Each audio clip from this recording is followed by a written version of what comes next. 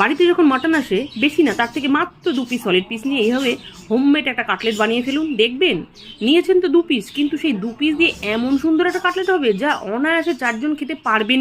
তাহলে শুরু করি।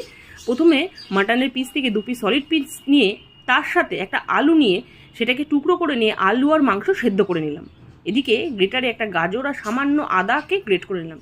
এবার পরিমাণ মতো কাঁচা লঙ্কা, রসুনকে বেশ মিহি করে চপ করে নিয়ে তার সাথে 2টো ব্রাউন ব্রেড নিয়ে মিক্সিতে গুঁড়ো করে একটা হোমমেড ব্রেড ক্রাম্ব বানিয়ে নিলাম। এবার সেদ্ধ করা আলু খোসা ছাড়িয়ে মাটনের পিস দুটোকে চপারের সাহায্যে মিহি করে কুচিয়ে নিয়ে একটা থালার মধ্যে মাটন কুচি, সেদ্ধ আলু, গ্রেট করা গাজর, লঙ্কা কুচি, রসুন কুচি, গ্রেট করা আদা, সামান্য নুন, হলুদ আর গোলমরিচ গুঁড়ো, একটা ডিম ভেঙে দিয়ে সবশেষে পাউরুটির গুঁড়ো দিয়ে খুব ভালোভাবে মেখে হাতে তেল লাগিয়ে গোল গোল করে কাটলেটের আকারে গড়ে নিলাম।